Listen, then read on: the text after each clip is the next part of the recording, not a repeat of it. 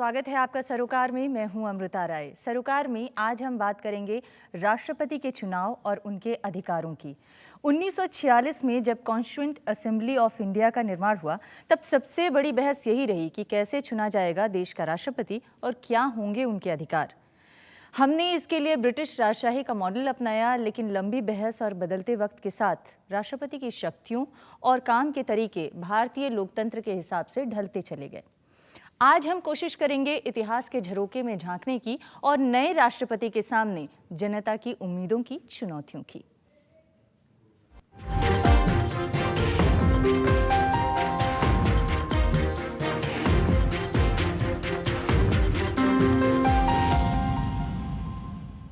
तो नए राष्ट्रपति से जनता की क्या सरोकार हैं, इस पर चर्चा करें, इस चर्चा को आगे बढ़ाएं। इससे पहले आपको अपने मेहमानों से परिचय करवा देते हैं। मृदुला मुखर्जी, इतिहासकार। इसके अलावा हमारे साथ हैं गौतम लाहिड़ी, जो कि वरिष्ठ पत्रकार हैं। हमारे साथ हैं पीपी राव साहब, जो कि वरिष्ठ वकील सुप्रीम कोर्ट हैं। पीपी राव साहब, आपका स्वागत है। नीजा चौधरी, वरिष्ठ पत्रकार, आपका भी स्वागत है। हमारे साथ हैं लेफ्टिनेंट जनरल सेवानिवृत्त उत्पल भट्टाचार्य, आपका भी स्वागत है। और हमारे साथ हैं विनोद ग्रोवर, जो कि पूर्व सचिव रहे हैं विदेश मंत्रालय में। आप सभी का स्वागत है हमारे इस कार्यक्रम में। आप सबसे ये चर्चा आगे बढ़ाएं उससे पहले एक खास report. Today, I stand ready to embark on a new journey. ये कहकर प्रणब मुखर्जी अपने नए सफर की तैयारियों में जुट गए। प्रधानमंत्री को इस्तीफा सौंपा और करीब महीने भर राज्यों के दौरे किए। लोगों को जोड़ने में माहिर मुखर्जी ने आखिरकार ममता बनर्जी को भी मना लिया। यही उनकी राजनीतिक खूबी भी रही। 4 दशक का राजनीतिक करियर और 22 साल मंत्री के तौर पर उन्होंने हर बार विरोध के बीच सहमति के रास्ते बनाए। यहाँ तक कि पद छोड़ने से पहले तक ज्यादातर संसदीय मुश्किलें उन्हीं के कमरा नंबर 13 में निपटाई जाती रहीं। विरोधियों ने भी संसद में खड़े होकर उनकी सराहना की। ये तारीफ इसलिए भी मिली क्योंकि सियासत में सबको जोड़े रखने का अनूठा कौशल था उनमें। संकट के हर मौके पर इसी कौशल की बदौलत उन्होंने यूपीए की राह को आसान बनाया और लोग उन्हें संकट मोचक कहने लगे। राजनीति की यही कला उन्हें इंदिरा गांधी के करीब लाई और 1969 में उन्हें राज्यसभा में आने का मौका मिला। इससे पहले उन्होंने पोस्ट एंड टेलीग्राफ डिपार्टमेंट में काम किया। कॉलेज टीचर और पत्रकार भी बने, लेकिन राजनीति में उनकी दिलचस्पी पिता की वजह से भी रही।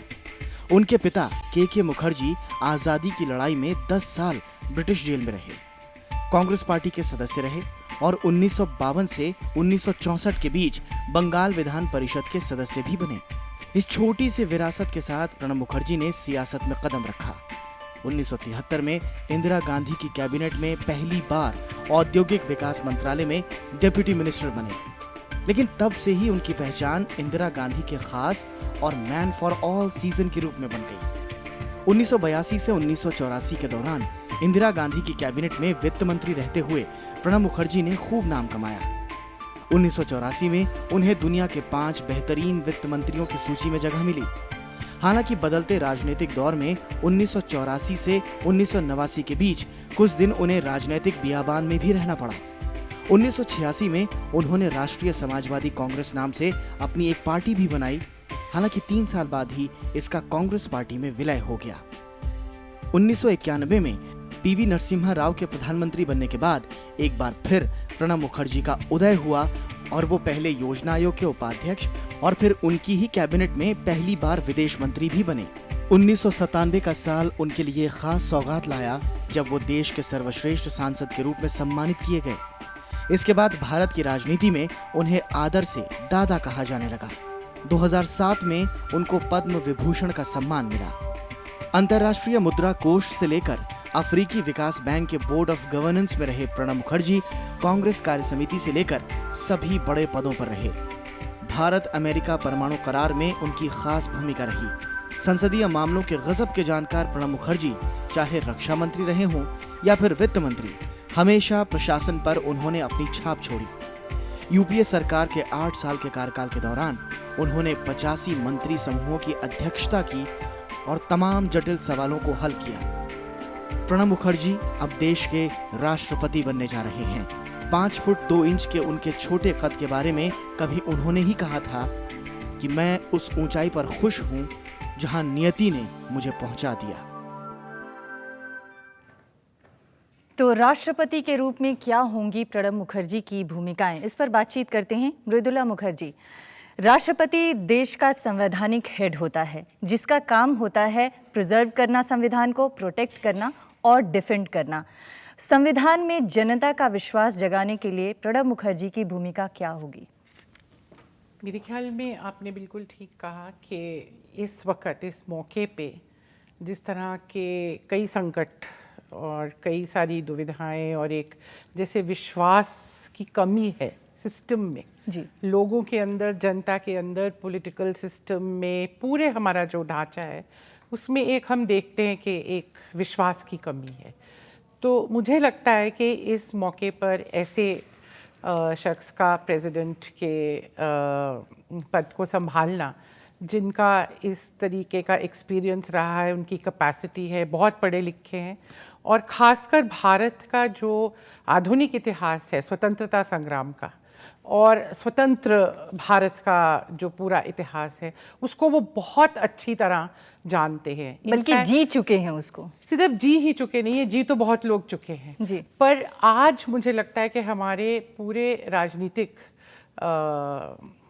उसमें बिरादरी में कोई और दूसरा आदमी नहीं है जिसको इस पूरे इतिहास की 19वीं सदी से लेके अब तक की इतनी गहरी जानकारी है, इतनी डिटेल्ड और इतनी पूरी उसकी कंसेप्चुअल जानकारी है। तो अगर कोई ये काम किसी तरीके से कर सकता है, देखना ये है कि राष्ट्रपति के पद से वो किस तरह से कर सकते हैं। जी जी, ये एक, क्योंकि वो प्राइम मिनिस्टर तो नहीं है, डायरेक्ट पॉलिटिकल रोल वो नहीं कर सकते, पर बहुत इमेजिनेटिव तरीके हो सकते हैं जिस तरीके से प्रेसिडेंट जो है जनता के साथ हक, क्योंकि वो संवैधानिक पद पर हैं, जिसको बहुत ज़्यादा हक है, हालांकि वो भले ही सेरेमोनियल हो। लेकिन नीरजा, आजकल जो हम संसदीय परंपराओं की बात कर रहे थे और संसद में जनता के विश्वास की बात कर रहे थे, जो अभी मृदुला कह रही हैं, आजकल के अगर हम संसद की बात करें तो 50-60 दिन मुश्किल से संसद की कार्रवाई चलती है, जो पहले 150 दिन चला करती थी। इस संसद की कार्रवाई के घटते दिन और जनता का घटता विश्वास, एक जनता और संसदीय परंपराओं के बीच में एक डिस्कनेक्ट सा पैदा हो गया है, क्योंकि 5 दशक का लंबा राजनीतिक अनुभव रहा है प्रणब मुखर्जी का, और साथ ही साथ वो संविधान के बेहतर जानकार भी हैं। जनता और संसद और राजनीति के बीच में जो डिस्कनेक्ट है, उसको ठीक करने के लिए वो क्या कर सकते हैं, क्या उनसे उम्मीदें हैं? देखिए, इंस्टीट्यूशंस की का जो स्वास्थ्य है ना, दोबारा लाना, मुझे लगता है प्रणब मुखर्जी ये बहुत बड़ा काम कर सकते हैं बिहाइंड द सीन्स, क्योंकि उनकी पहचान है हर पार्टी में, लोग उनकी इज्जत करते हैं, लोग उनकी बात सुनते हैं। पार्लियामेंट के अंदर भी जब वो खड़े हो जाते थे, बहुत कॉन्फ्रंटेशन हो रहा हो, हल्ला हो रहा हो, दोनों साइड के लोग उनको सुनते हैं।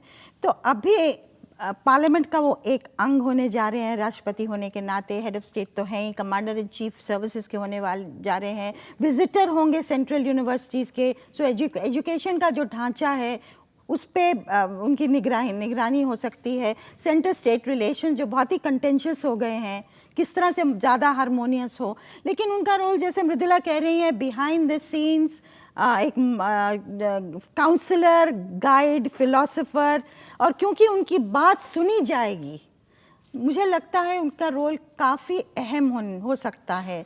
और हम लोग सभी ये आशा कर रहे हैं। और पार्लियामेंट को लेके कैसे होगा ये, किस तरह से एक रिस्ट्रेंट वो करेंगे कि पार्लियामेंट फंक्शन करे, पार्लियामेंट एक अखाड़ा ना बन जाए पॉलिटिक्स का, वो मुझे लगता है उनकी बहुत अहम भूमिका हो सकती है अगले 5 साल में। जी, पीपी राव साहब, एक संवैधानिक हेड होने के नाते देश के प्रणब मुखर्जी क्या रोल निभा सकते हैं आपकी नज़र में? क्या उनकी बहुत सीमित रोल हैं, या फिर वो जो जनता और संसद के बीच में, जनता और पॉलिटिक्स के बीच में डिस्कनेक्ट हुआ है, उसको, उस गैप को फिल करने में उनकी भूमिका इंपॉर्टेंट हो सकती है, वो कुछ मददगार साबित हो सकते हैं? राष्ट्रपति होते हुए अपना संविधान में कई चीज़ कर सकते हैं राष्ट्रपति, और सबसे ज़्यादा ये कर सकते हैं, गवर्नमेंट को एक गाइडेंस दे सकते हैं। वो भी जटिल समस्या जब पैदा होता है, उस वक़्त जब गवर्नमेंट संदिग्ध में पड़ जाते हैं, उस वक़्त गवर्नमेंट को गाइडेंस दे सकते हैं इस तरीके से चलना। दूसरी बात यह है, प्रणब मुखर्जी साहब को यही एक एडवांटेज है उनका, सबको जानते हैं पार्लियामेंट में, सब लीडर्स को जानते हैं, सब पार्टीज को जानते हैं, और उसमें एक खूब उनका क्वालिटी ये है, गुण ये है, वो लोगों को समझते हैं, लोगों को समझा सकते हैं। तो आजकल अपने को समझाने वाले की ज़रूरत बहुत है अपना राजयांग व्यवस्था में। तो जब डिफरेंसेस हो जाते हैं, पार्लियामेंट कई बार बंद हो जाता है, पार्लियामेंट मेंबर्स वो लोग पार्लियामेंट से वॉकआउट करते हैं, बाहर निकल जाते हैं, कामकाज नहीं होने देते हैं, ऐसे मौके पे प्रणब जी ने राष्ट्रपति होते हुए लीडर्स ऑफ वेरियस पार्टीज उनके साथ संपर्क करके काफ़ी कुछ वो टेंशन को ईज कर सकते हैं जी। और इसके अलावा अपॉइंटमेंट्स कहीं होता है, अब कॉन्स्टिट्यूशनल अपॉइंटमेंट्स बोलते हैं जी। मिनिस्टर्स का अपॉइंटमेंट होता है, गवर्नर्स का अपॉइंटमेंट होता है, कंट्रोलर ऑडिटर जनरल का अपॉइंटमेंट होता है, अटॉर्नी जनरल का अपॉइंटमेंट होता है, चीफ इलेक्शन कमीशनर का अपॉइंटमेंट होता है।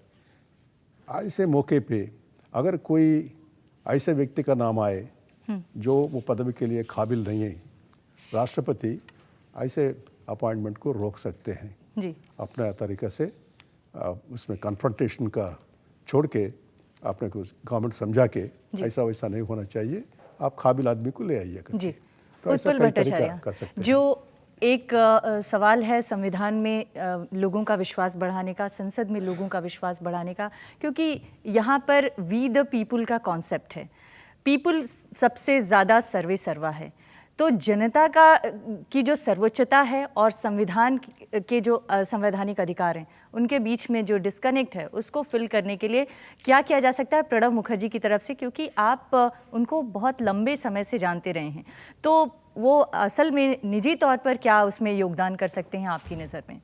देखिए, आपने पहले ही बताया, वो जैसे क्लिपिंग में दिखाया जिनको संकट मोचन अक्खा दिया गया, जितना एम्पावर्ड गवर्नमेंट्स कमिटी है, जितना ग्रुप ऑफ मिनिस्टर्स है, सबका वो हेड करते थे, और उन्होंने जो जो मिनिस्ट्री संभाला बड़ा क्रिटिकल टाइम पे आया। एक हम उदाहरण देता हूँ, 2004 में जब कांग्रेस दोबारा वापस आया यूपीए एनडीए से, तब उन्होंने रक्षा मंत्री बने।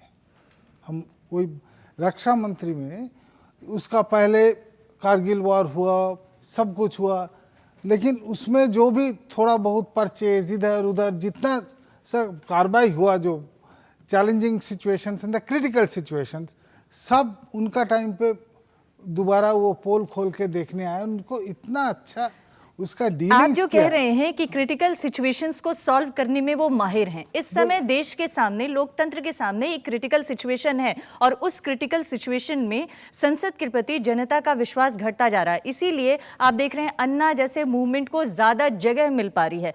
उस क्रिटिकल सिचुएशन को कम करने के लिए और भरने के लिए आप क्या समझते हैं, क्या कर पाएंगे? और सबसे बड़ा उसका एक गुण है, जैसे अभी राव साहब ने बताया, जो उन्होंने जब खड़ा होते हैं सब कोई सुनते हैं, उसको एक क्वालिटी सबसे बड़ा है, हम लोग सब देखे हैं, वो खुद सबको सुनते हैं। जब भी कोई पार्लियामेंट्री क्वेश्चन है उसको ब्रीफिंग करना है, उन्होंने, आप 1 घंटा से ब्रीफिंग करेंगे तो उसको मुश्किल होगा, आप 10 मिनट के उसको बताइए, वो समझ जाएंगे और पूरा सुनेंगे आपको उसको। और वो जैसे बोलते हैं, एक नेहरू का टाइम में हमारा कांग्रेस पार्टी को 300 से ज़्यादा सीट मिलता था, थोड़ा सा आपको 300 से ज़्यादा सीट मिलने से नेहरू का गलती नहीं है, थोड़ा ऑटोक्रेसी थोड़ा सा आ जाता है, लेकिन इंदिरा गांधी को बोलता है लिटिल मिडिल पाथर, मोर प्रैक्टिकल। यार उन्होंने प्रणब मुखर्जी का हे डेज जब था, वो इंदिरा गांधी का नीचे ही आया, इंदिरा गांधी का ही लेफ्टिनेंट थे, उसको हम लोग आर्मी का लैंग्वेज में बोलेंगे। तो उसके लिए सबको लेकर चलना, क्रिटिकल सिचुएशंस को कैसे सॉल्व करना और जो आने वाला सिचुएशन है उसको कैसे रीडिंग करना, ये सब कुछ में उसका ऊपर हम लोग बहुत आशा कर सकते हैं। गौतम, आप भी प्रणब मुखर्जी को लंबे समय से जान रहे हैं, समझ रहे हैं। एक और इस समय हमारे देश में सांसदों के सामने चुनौती है, अगर इंडिविजुअल सांसदों की बात करें, कि उनकी आवाज़ को उतना मजबूती नहीं है, उतना दम नहीं है। इंडिविजुअल सांसदों की ताकत इस दौरान इसलिए घटी है क्योंकि पार्टी विप से वो बंध गए हैं। तो क्या इंडिविजुअल सांसदों की ताकत को बढ़ाने के लिए प्रणब मुखर्जी की तरफ से कुछ खास किया जा सकता है? कर सकते हैं, क्योंकि देखिए लोकसभा लीडर होने के नाते वो पार्टी के ऊपर उठ के बाकी पार्टियों से बातचीत करते रहे, काम किया। कुछ प्रॉब्लम जो बिल पास नहीं हो रहा था वो अपोजिशन से बातचीत करके किया है। तो अभी आप देखेंगे आज जो जीतने के बाद उन्होंने पहले संदेश जो दिया वो बड़ा इम्पोर्टेंट है। उन्होंने पहले बधाई दिया जनता को। देखिए जनता को चुने हुए राष्ट्रपति नहीं है, वो चुना है इलेक्टोरल कॉलेज जिसमें सांसद है, विधायक है। लेकिन बाकी पॉलिटिकल पार्टी के साथ साथ जनता को बधाई दिया ताकि एक मैसेज दिया कि हम जनता का प्रेसिडेंट, जनता के राष्ट्रपति। तो ये हो सकता है कि अगर सरकार कोई बात सुनता नहीं है, कोई बात जनता का शिकायत होती है, शायद हो सकता है कि ये प्रणब दा जैसे दादा नाम के सब पुकारते हैं, देश का दादा आज से बन गए जी। तो इसलिए सब शायद इनके पास जा सकते हैं, बात कर सकते हैं। राष्ट्रपति भवन जनता के लिए शायद खुल सकता है जैसे पहले जमाने में हुआ करते थे। जी विनोद ग्रोवर साहब, जनता के सवालों को पार्लियामेंट के अंदर ज़्यादा से ज़्यादा जगह मिले, इसके लिए प्रणब मुखर्जी की तरफ से क्या किया जा सकता है आपकी नज़र में? देखिए प्रणब मुखर्जी को सब रिस्पेक्ट करते हैं। देखिए उनको जेडीयू और शिवसेना की भी वोट्स मिली हैं, तो ये नहीं कि सिर्फ उनकी यूपीए के अलायंस और अलायंस पार्टनर्स की वोट्स हैं। He has had the votes of the opposition as well, so it shows his almost a national consensus for him. I mean, as much after all he got 70% of the votes, how much higher can you get? So therefore I think he has a role to play in many ways. Can I just deviate from your point and go to another one? बिल्कुल। I think for instance he has a great role to play in foreign policy. He's been foreign foreign minister. Policy पे हम बात करेंगे, अच्छा। लेकिन अभी हम जनता के विश्वास जगाने की बात कर रहे हैं राजनीति में और संसदीय I परंपराओं think the में। people would be very happy to have a president who has some say with the parliamentarians and the people of India. The previous presidents have all been, well, most of them, I'm sorry to say, have been rubber stamps. So he's not a rubber stamp. He will never be a rubber stamp. Ji So he is in a position to do something for the people through the parliamentarians. I see him not directly intervening, but you see, I also see people from parliament, ministers and the prime minister, including the prime minister, coming to him for advice. Not that he has to interfere. What will happen is they'll come to him for advice, and that is how he will manage the whole situation. जी मृदुला, एक और सवाल है। जो parliament आजकल बहुत कम दिनों के लिए चल रही है, जैसे अभी हमने जिक्र भी किया कि पहले 150 दिनों की पार्लियामेंट चलती थी, अब 50-60 दिनों की चल रही है। विधानसभाएं तो कई जगह ऐसा होता है कि 3-4 दिन साल भर में चल रही हैं। तो इन संसदीय परंपराओं को, चाहे वो संसद हो या फिर विधानसभा, जहाँ पर कि जनता की आवाज़ को बुलंदी के साथ उनके जो जनप्रतिनिधि हैं वो उठाते हैं, उनको चलाने में और उनको सुचारू बनाने में प्रणब मुखर्जी की क्या भूमिका हो सकती है? देखिए, मुझे नहीं लगता कि अगर हमारे देश के जो राष्ट्रपति हैं वो जो पॉलिटिकल पार्टीज़ हैं उनके लीडरशिप को बुला के आराम से ये बात कहें कि वो इस चीज़ से बहुत दुखी हैं, ये बहुत उनकी एक परेशानी है, वो चाहते हैं कि इसमें इम्प्रूवमेंट हो। और ये क्योंकि हर एक पार्टी को किसी ना किसी टाइम पे किसी ना किसी लिए प्रेसिडेंट के पास जाना पड़ेगा, कई मौके आएंगे, तो वो ज़रूर अपना इन्फ्लुएंस यूज़ कर सकते हैं अगर लीडरशिप के साथ वो डील करें, इसको डिस्कस करें इन चीज़ों में कि ये देखिए प्रेसिडेंट, मैं जो देखती हूँ कि हमारा पूरा जो प्रजातंत्र जो एक सिस्टम है उसके वो हेड हैं जी, तो उनकी एक रिस्पॉन्सिबिलिटी भी तो बनती है कि वो इसीलिए हमने ये सवाल खड़ा किया कि प्रजातंत्र में जनता का विश्वास जगाने के लिए प्रणब मुखर्जी, मुखर्जी, ये किसी को क्रिटिसिज्म की बात नहीं है। अगर आप इस तरह ये मुद्दा उठाएं कि ये पूरे सिस्टम में जो फेथ है हमारे लोगों का, वो जो वीकन हुआ है उसको हमको स्ट्रेंथन करना है। उसको स्ट्रेंथन करने के लिए ज़रूरी है कि पार्लियामेंट अपना पूरा टाइम जो है ठीक से दे, उसको लिए ठीक एक डिस्कशन ठीक होने चाहिए। लोगों में फेथ नहीं तो सिस्टम में कैसा होगा? तो as a protector of the system, एक तरह से जो हमने शुरुआत भी ऑफ द सिस्टम, तो इसको तो ये रोल तो उनको कोई डिनाई नहीं कर सकता और कोई ये नहीं कह सकता कि वो ये पॉलिटिकल रोल प्ले कर रहे हैं या पार्टिजन रोल प्ले कर रहे हैं। जी। तो जरूर लीडरशिप रोल, जिस तरह से तमाम राजनीतिक दलों ने अपनी पार्टी के जो बायसनेस है उससे ऊपर उठ के उनको वोट दिया और उनको जिताया, उससे उम्मीद है कि वो जिस तरह से जनता की ज़रूरतें हैं और जिस तरह से जनता का विश्वास जगाने की बात संसदीय परंपराओं में और प्रजातंत्र में कही जा रही है उसे ज़रूर पूरा करेंगे। एक ब्रेक के लिए रुकेंगे और ब्रेक के बाद जब लौट कर आएंगे तो कुछ दूसरे मुद्दों पर और प्रणब मुखर्जी की कुछ नई चुनौतियों पर बात करेंगे।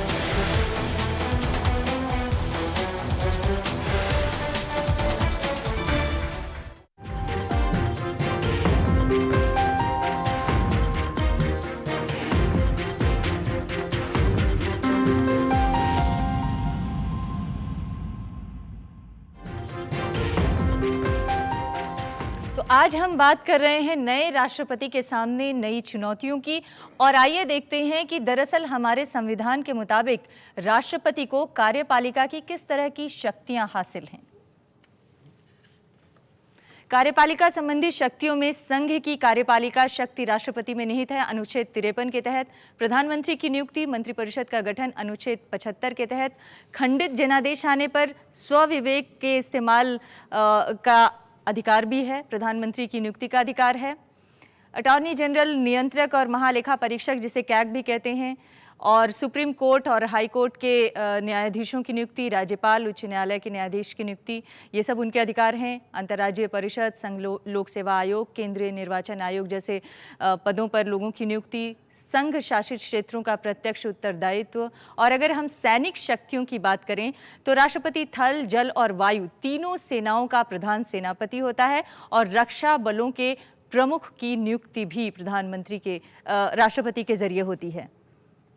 और राजनयिक शक्तियां अगर हम देखें तो अंतर्राष्ट्रीय मामलों में राष्ट्रपति भारत का प्रतिनिधित्व करता है। दूसरे देशों के साथ भारत का समव्यवहार किस तरह का हो ये भी राष्ट्रपति के नाम से ही तय किया जाता है। राजदूत और उच्चायुक्त की नियुक्ति भी उसकी जिम्मेदारी है और अंतर्राष्ट्रीय करार और संधियों पर राष्ट्रपति के दस्तखत भी होते हैं।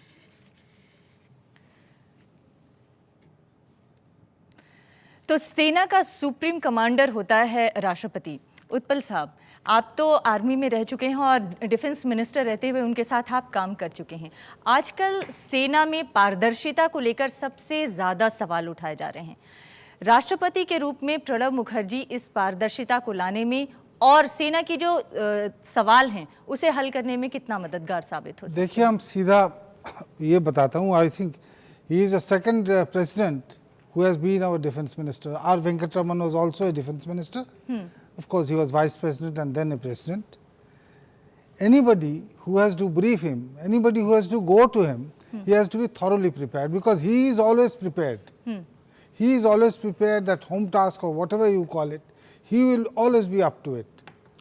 उनका टाइम पे UPA 1 जब उन्होंने थे, हमारा 2 और राज्य मंत्री थे, पल्लम राजू अभी भी है और राव इंद्रजीत सिंह, और जो भी चीफ थे और हम लोग जो उनको ब्रीफिंग करते थे, हम लोग जितना प्रिपेयर करके जाते थे उनको आधा से अबाउट 80% चीज़ उन्होंने भी प्रिपेयर करके पता होता था।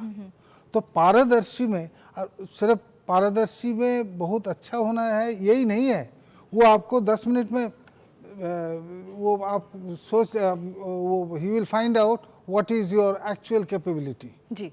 तो उसीलिए उनका टाइम में बहुत कुछ हुआ है। आपको पता होगा, हम लोग we are basically Warsaw Pact countries, Russian equipment हम लोग करते थे। उनका टाइम में अमेरिका के साथ हमारा 10 साल का चुक्ति बना। अमेरिकन एयरफोर्स के साथ हमारा एयरफोर्स का एक्सरसाइज हुआ। उन्होंने जब लुक ईस्ट पॉलिसी था, वो PV नरसिम्हा राव को उनका साथ उन्होंने फॉरेन मिनिस्टर भी थे, उसको भी उन्होंने बढ़वा दिया इन द डिफेंस मिनिस्ट्री। उनका मॉडर्नाइजेशन हुआ, तो उसका डिफेंस का बारे में, उसको पारदर्शी का बारे में, उसको कमियां का बारे में उसको बहुत कुछ पता है जी।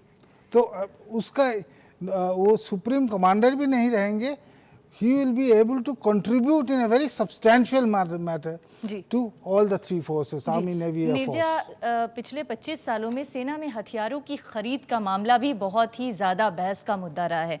सेना में हथियारों की खरीद के सिस्टम को दुरुस्त करने में क्या भूमिका हो सकती है प्रणब मुखर्जी की? देखिए, ये सब चीज़ें हैं, मुझे लगता है प्रणब मुखर्जी क्योंकि इतने करीबी से, इतनी बारीकी से सरकार की एडमिनिस्ट्रेशन में इन्वॉल्व रहे हैं, खासकर पिछले 8 सालों में यूपीए के टेन्योर के द्वारा, और ये भी अटकलबाजी हो रही थी कि जो पहले प्रेसिडेंट्स के नियुक्ति पे नहीं हुई थी कि प्रणब मुखर्जी क्या करने जा रहे हैं, अपने एग्जीक्यूटिव पावर्स को कैसे यूज़ करेंगे, डिस्क्रेशनरी पावर्स को कैसे यूज़ करेंगे। तो मुझे लगता है वो बहुत कॉशियसली मूव करेंगे और एक नए रोल में जब वो हैं, ऐसा कुछ भी नहीं करेंगे वो जिससे कि ये दिखे कि वो दखल अंदाजी कर रहे हैं सरकार के डे टू डे फंक्शनिंग में। लेकिन मोटे मोटे जब क्राइसिस आएगी या उनकी मॉरल गाइडेंस का सवाल आएगा या यूज़ ऑफ डिस्क्रेशनरी पावर्स का सवाल आएगा, वहाँ उनका रोल होगा। लेकिन ये जो कितना डिफेंस मिनिस्ट्री तय करेगी, डिफेंस मिनिस्टर तय करेगा कि क्या लेना चाहिए सेना को, मुझे लगता है उसमें अगर करेंगे भी वो एडवाइस बिहाइंड द सीन्स करेंगे, नहीं तो इसमें पढ़ने वाले वो नहीं हैं। जी राव साहब, क्या डिस्क्रिशनरी पावर होगा उनको इस तरह की चीज़ों में, ख़ास तौर से जैसे हथियारों की खरीद का मामला हो, सेना में पारदर्शिता का मामला हो, अनुशासनहीनता का मामला हो, वो अपने विशेषाधिकार का प्रयोग वहाँ पर कर सकते हैं क्योंकि वो सेना के चीफ कमांडर भी हैं और सेनाध्यक्ष की नियुक्ति भी उनके सिग्नेचर से ही होती है? देखिए, अपना संविधान में ऐसा लिखा हुआ है, राष्ट्रपति को प्राइम मिनिस्टर और मंत्रिवर्ग का उनका सलाह के अनुसार काम करना होता है। सिर्फ 2 चीज़ में उनको डिस्कशन होती है, एक तो प्रधानमंत्री को नियुक्त करने में, वो भी जब कोई निर्धारित लीडर नहीं है लोकसभा में जिसको मेजॉरिटी है, उस हालत में उन्होंने किनको बुलाना किनको नहीं बुलाना, उसमें उनका डिस्कशन है। दूसरा चीज़ ये है, जब लोकसभा को भंग करने का जो वक्त आता है, एक प्राइम मिनिस्टर अपना कॉन्फिडेंस वोट खो देता है, फिर उन्होंने जाके राष्ट्रपति को अब डिज़ॉल्व कर दीजिए, नया इलेक्शन कर दीजिए, उस वक्त राष्ट्रपति ये सोच सकते हैं और दूसरा और कोई नेता है जो दूसरा मंत्रिवर्ग को बना के चला सके करके, ऐसी चीज़ों में डिस्कशन होता है। लेकिन बाकी चीज़ों में उनका डिस्कशन वैसा तो नहीं है कानून में, लेकिन उनका पोजीशन ऐसा सबसे ऊंची पदवी होने की वजह से सबको ज़रूरत पड़ता है उनके पास, उनका दस्तखत बहुत कीमती की होती है जी। वो दस्तखत करने का जो पावर है जी। वो पावर को आप इस्तेमाल करके हाँ। वो लोगों को समझा सकते हैं, सही ढंग पे ला सकते हैं और उनको गाइड कर सकते हैं। जी। ये पावर टू गाइड एक है, दूसरा पावर टू एंकरेज, दूसरों को जो ठीक काम करने वाले हैं उनको और आगे बढ़ाने को प्रोत्साहन देना, वो एक चीज़ है जी। ठीक और काम करने वालों की तीसरा चीज़ ये है जो गलत रास्ते में जाना है उनको कॉशन करना, जी। नहीं ये रास्ता नहीं करके, ये सब चीज़ ऐसा करना है, थोड़ा सा चालाकी से करना होता है। वो दूसरा आदमी कुछ बुरा नहीं माने लेकिन ठीक तरह समझे, समझाने वाली कैपेसिटी है उनमें बहुत है वो कैपेसिटी। जी। तो लोगों को सही रास्ते पर लाने की बात कर रहे थे मिस्टर ग्रोवर साहब, ये जो डिसिप्लिन की बात है, सेना में डिसिप्लिन भी इन दिनों काफ़ी कम हुई है और उस पर भी एक लंबी बहस होती रही है कि इस डिसिप्लिन को कैसे मेंटेन किया जाए। क्या इस डिसिप्लिन को वापस लाने में प्रणब मुखर्जी की कोई भूमिका हो सकती है राष्ट्रपति के रूप में? देखिए, वो सामने से इंटरफेयर नहीं करेंगे, वो करेंगे कुछ तो बैक चैनल से करेंगे। आखिर वो he is the commander in chief of the armed forces, he has every right to give advice. And I think, as I said before, I think people will seek his advice rather than his having to give it, like that. They will come to him, sir, what shall we do in this crisis? And in this matter, I think the whole, you see, one thing you must remember about Pranab Mukherjee, he's a man who goes largely by the book. He will stick by the constitution, his executive powers, his discretion. He won't go too much out of his way to exercise it beyond that, beyond the powers he has. Because that's not in his temperament, that's not in his nature, that's not in his makeup. I worked with him, I know exactly how he conducts himself. But if he feels strongly about something, he will manage to do it in a roundabout manner. And I think this matter you've raised is very important. I think this needs to be tackled. I think he will do something, जी but in a roundabout manner. जी मृदुला, इतिहास में कोई पुराने राष्ट्रपति ने इस तरह की कोई अपनी तरफ से कोशिश की कि जो सेना की पारदर्शिता है उसे ठीक किया जाए, उसके अंदर जो उठते हुए सवाल हैं, जलते हुए सवाल हैं, उसे दुरुस्त करने की कोई कोशिश की गई है पुराने राष्ट्रपतियों की तरफ से? क्योंकि अभी उत्पल साहब ने कहा कि दूसरे राष्ट्रपति हैं जो डिफेंस मिनिस्टर के तौर पर पहले सेवा दे चुके हैं देश को। देखिए, ये मुझे लगता है पारदर्शिता का जो सवाल है, ट्रांसपेरेंसी, ये बहुत कंटेम्प्रेरी इश्यूज है। ये पिछले 10 साल से हमारे राइट टू इन्फॉर्मेशन मूवमेंट वगैरह जो स्ट्रॉन्ग हुए हैं, उसमें ये चीज़ें सामने आई हैं। फिर कश्मीर वगैरह में जिस तरह के इश्यूज उठे हैं, वहाँ प्रोटेस्ट हुए हैं आर्मी के रोल के बारे में, तो ये इश्यूज भी इतने पुराने नहीं है, मुझे नहीं लगता है, मेरी नॉलेज में नहीं है। हो सकता है ऐसे मौके आए हों पहले भी, पर मेरी नॉलेज में नहीं है। पर मुझे लगता है कि ये ज़्यादा कंटेम्प्रेरी सवाल हैं, नए सवाल हैं। तो इनमें कैसे पारदर्शिता का इशू सेना के साथ जो है, ये बहुत कॉम्प्लेक्स इशू है, ये इतना आसान इशू नहीं है। कोई भी जो है एक आर्म्ड फोर्सेस का जो फंक्शनिंग है या पुलिस का जो फंक्शनिंग है, कौन से उसके एस्पेक्ट्स हैं जहाँ पे ट्रांसपेरेंसी आप डिमांड कर सकते हैं विद उनके फंक्शनिंग को कॉम्प्रोमाइज़ किए बगैर। ये सब चीज़ें जो है ये बहुत कॉम्प्लेक्स है, ये इतनी सिंपल और आसान चीज़ें नहीं है। पर फिर भी जो अकाउंटेबिलिटी है, मैं कहूँगी ट्रांसपेरेंसी से भी ज़्यादा, और ट्रांसपेरेंसी उसके अंदर आ जाती है, अकाउंटेबिलिटी की जो बात है कि जो भी आपके एक्शंस हैं आप अकाउंटेबल हैं पार्लियामेंट को, लोगों को, जनता को।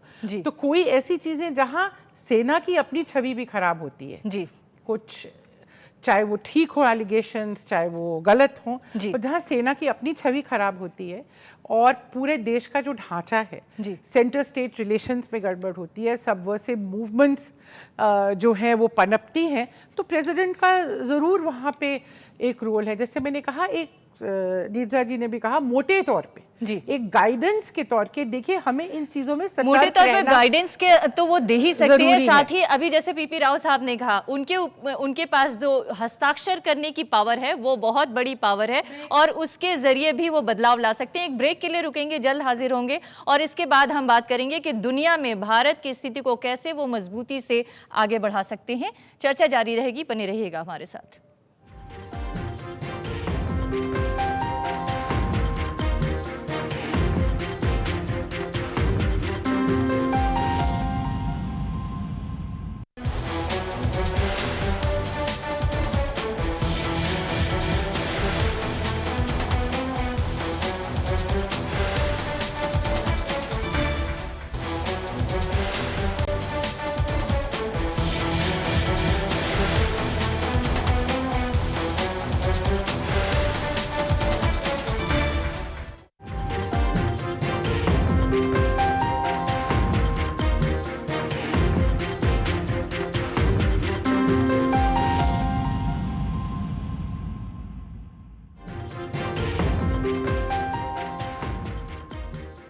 तो आज हम बात कर रहे हैं राष्ट्रपति के अधिकार और उसकी ताकत की। मृदुला जी, हम ब्रेक पर जाने से पहले ये चर्चा कर रहे थे कि राष्ट्रपति के पास जो हस्ताक्षर के अधिकार हैं वो बहुत बड़ी ताकत है, लेकिन कई बार बिना हस्ताक्षर किए भी वो अपनी ताकत दिखा देते हैं लोगों के। जी, मैं यही कह रही थी कि हस्ताक्षर नहीं करने के जो ताकत है वो शायद उतनी ही ज़्यादा इम्पोर्टेंट है, जिससे वो अपना इंटेंशन बता सकते हैं, अपनी नाराज़गी या अपने रिजर्वेशंस। देखिए, बात नाराज़गी की भी नहीं, अपने रिजर्वेशंस एक्सप्रेस करने का मतलब ये होता है आप सरकार को कह रही है इसे और ध्यान से देखिए और कंसल्ट कीजिए, इस पे और कंसेंसस बनाइए।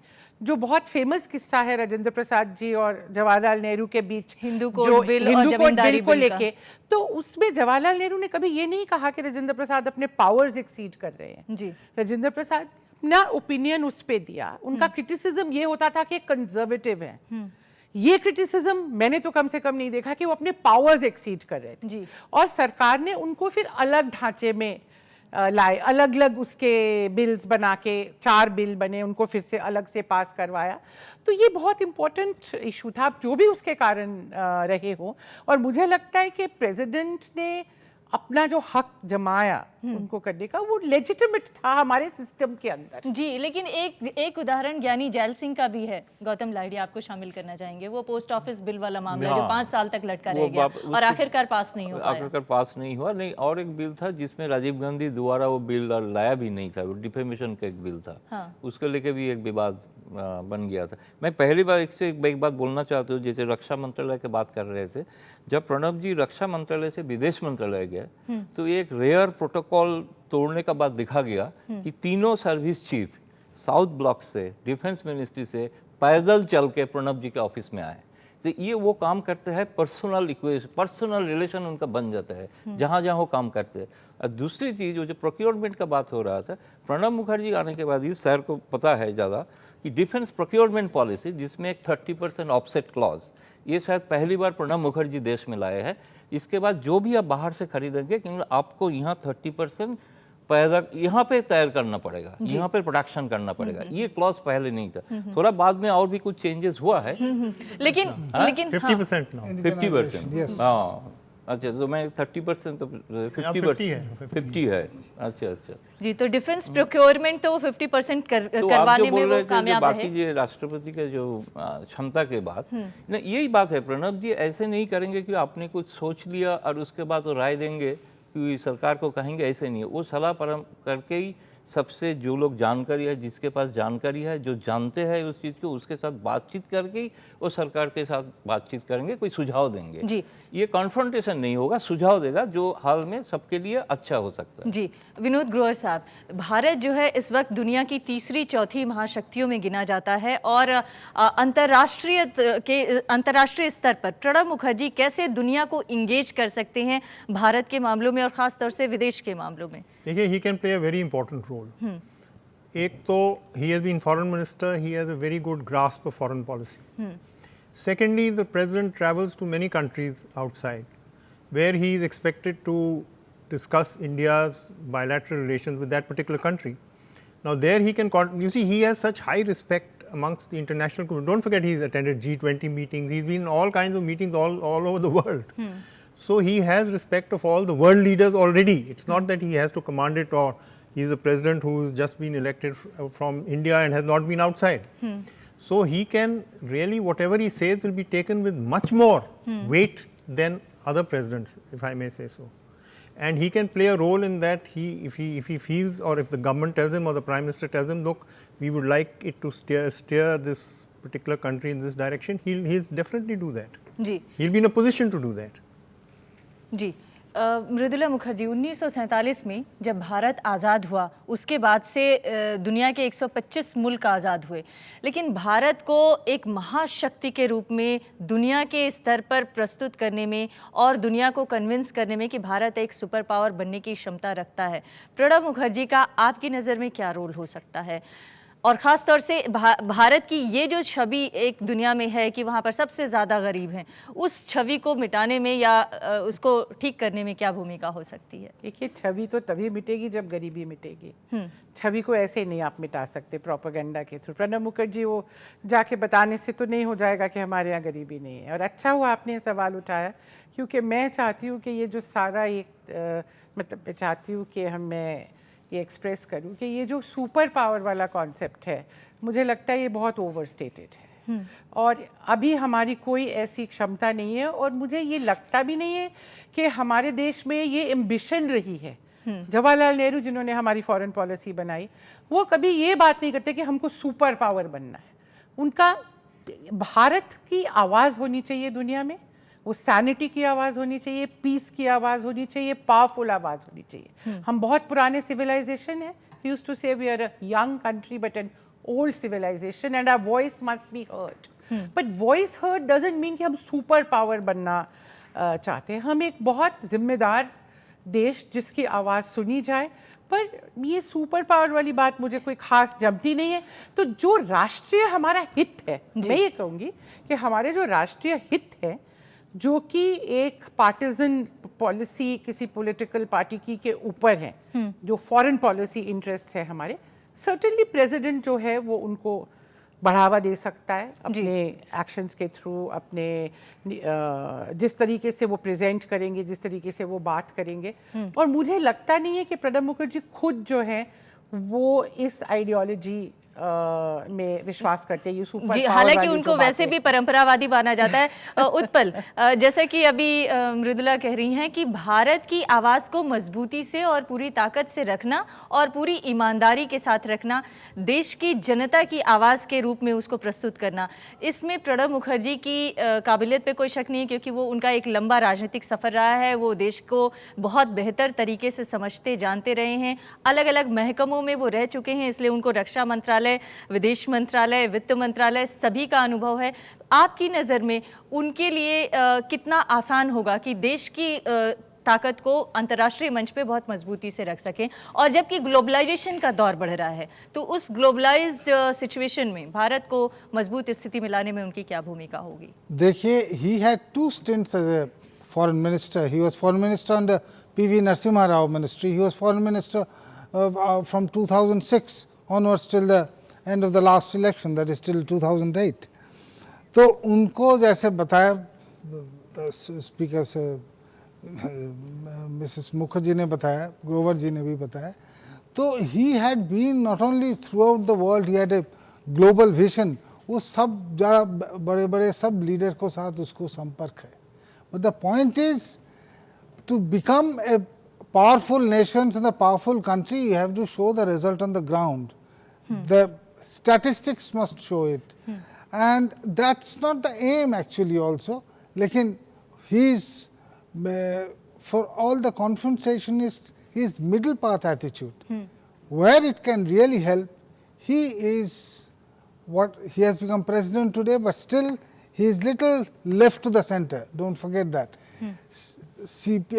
लेफ्ट निकाल गया सिविल न्यूक्लियर के लिए, बट उसको मना के 2008 तक रखना, 2007 तक रखना, till the debate was over, उसको रखना। सुरजीत सिंह, हरकिशन सिंह सुरजीत से शुरू करके Jyoti Basu, little bit minus Prakash Karat, all such things plus this rightist, only he could do it. जी, और उसका एक बेहतर नमूना इस राष्ट्रपति चुनाव में भी देखने को मिला। नीरजा, हाँ, मैं क्या कह, मेरे मन में जो आ रहा है कि हम जो बातें कर रहे हैं ना, पार्लियामेंट को दुरुस्त करना, सेना को दुरुस्त करना, फॉरेन पॉलिसी को दुरुस्त करना, सडनली हम लोग इतने एक्साइट हो गए हैं ना कि ये अनुभवी इंसान जो इतनी जानकारी, हाँ, इतना एक्सपेक्टेशन हो गया है कि ऐसा लगता है कि सुपर पीएम की तरह हम उनको देखने लग गए हैं।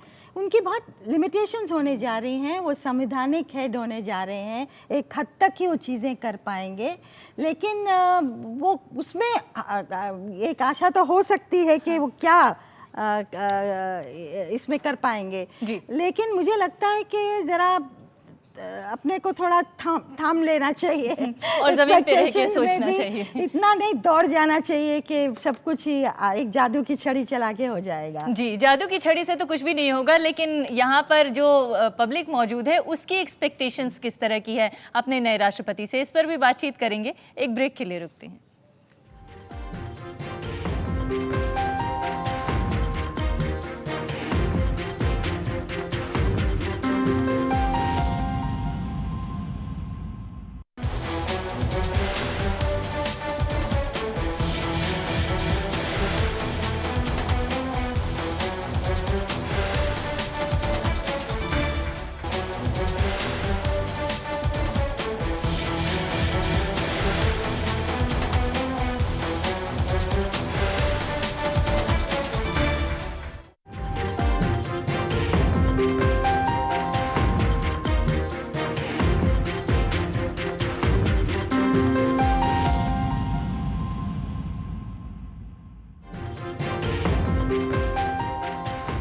अपने नए राष्ट्रपति से जनता की क्या उम्मीदें हैं, इस पर बातचीत कर रहे हैं हम, और उनके अधिकार और शक्तियों की भी बात कर रहे हैं। हमारे साथ यहाँ पर कई खास लोग तो हैं ही जो सवालों के जवाब दे रहे हैं हमारे, लेकिन इसके अलावा जनता भी है। शिवानी, आप कुछ पूछना चाहती हैं?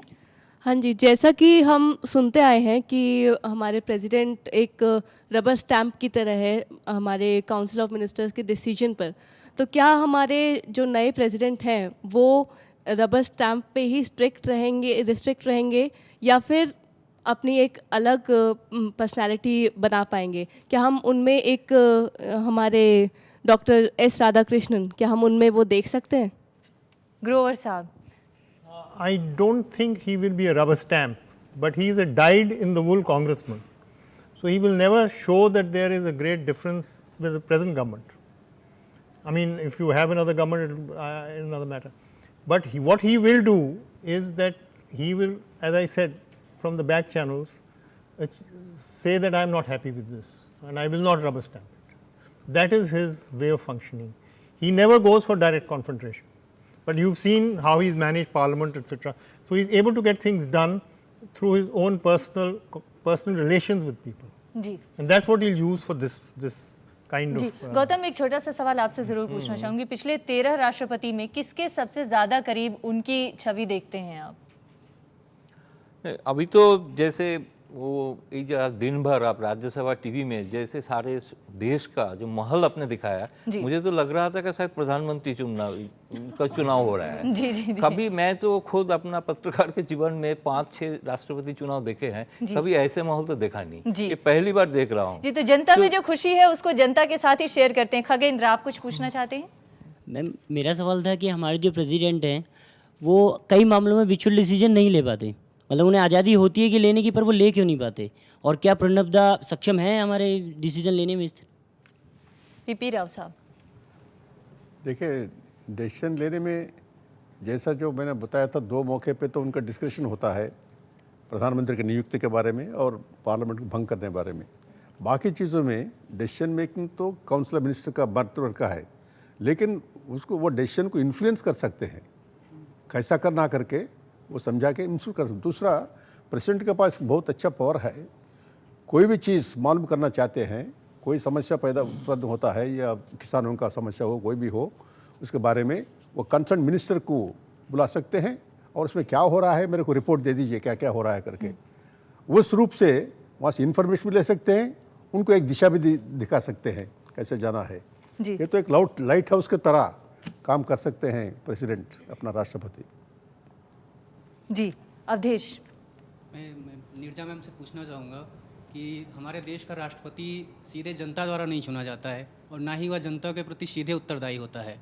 और विगत वर्षों में भारतीय राजनीति का जो पतन हुआ है उसमें हम देखते हैं कि राष्ट्रपति स्वविवेक के आधार पर काम करने के आधार पर केंद्र सरकार के प्रतिनिधि के रूप में ज़्यादा काम करते हैं। तो क्या हमारे देश को और हमारे लोकतंत्र को वास्तव में राष्ट्रपति की आवश्यकता है? नीरजा, मुझे लगता है, क्योंकि एक मॉरल फोर्स है, यूनिफाइंग सिंबल है, प्रतीक है देश का। वहाँ बैठ के जो पूरा पॉलिटिकल सिस्टम है उसके ऊपर ये बैठे हैं और संविधान की रक्षा करना, और संविधान से ही हमारा देश चलता है, ये उनका जो रोल है वो ये है। तो जब गड़बड़ी होती है, हर एक राष्ट्रपति ने अपने रोल को अलग अलग देखा। जो पीपी राव साहब अभी कह रहे थे, वेंकटरामन साहब कहते थे कि राष्ट्रपति एक इमरजेंसी लाइट होता है जो क्राइसिस में ऑन हो जाती है ऑटोमेटिकली, और क्राइसिस ख़त्म हुई तो ऑटोमेटिकली ऑफ हो जाएगी। अब ये उनका कहना था।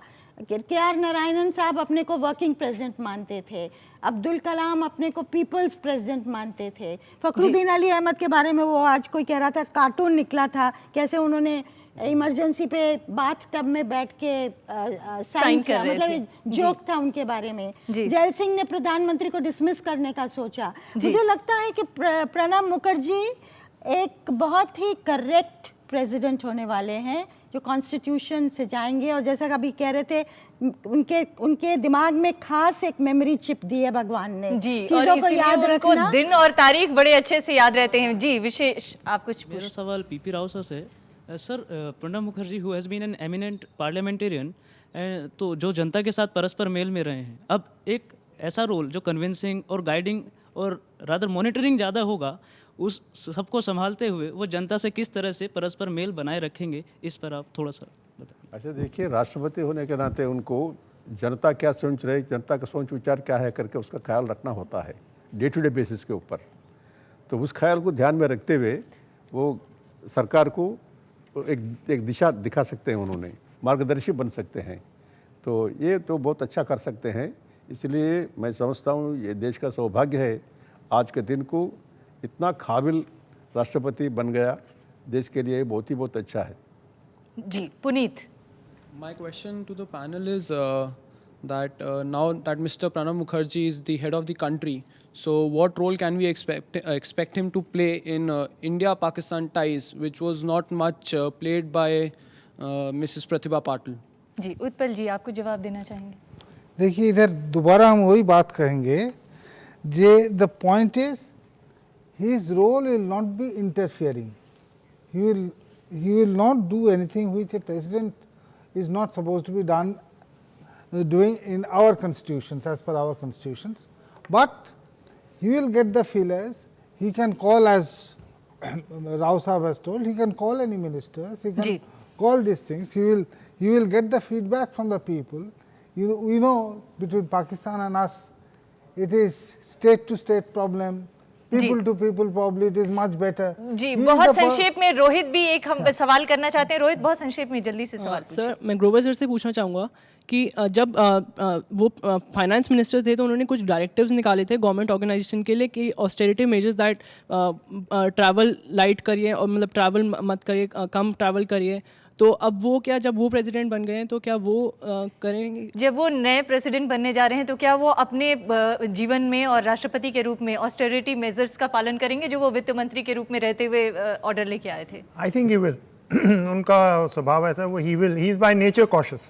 जी, he will not go show himself to be flamboyant or I think the previous president came under some fire. जीवन में बहुत सादगी और परंपरा का मेल देखने को मिलता रहा है, तो उम्मीद है देखिए he has not shifted out of his house. He could have got a much bigger house. Ji ji ji, he did not shift out of 13 तो उनके व्यक्तिगत जीवन को ही अगर आप देखें तो उसमें भी सादगी और परंपरा का खास मेल देखने को मिलता रहा है। हमारे पैनलिस्ट से मेरा रिक्वेस्ट ये है क्योंकि समय अब खत्म हो चुका है, इसलिए आप लोग बहुत संक्षेप में बोलिए। Astrologer told him his progress will be great if he stays in 13 Talcott Road and he is the 13th president. जी, तो इसी नोट पर हम इस प्रोग्राम को यहीं पर खत्म करना चाहेंगे। उम्मीद है कि जनता के जो भी सरोकार हैं वो इस नए राष्ट्रपति से जरूर पूरे होंगे। आप सभी मेहमानों का बहुत बहुत धन्यवाद और आप लोगों का भी यहाँ इस कार्यक्रम में शरीक होने के लिए बहुत बहुत धन्यवाद। नमस्कार।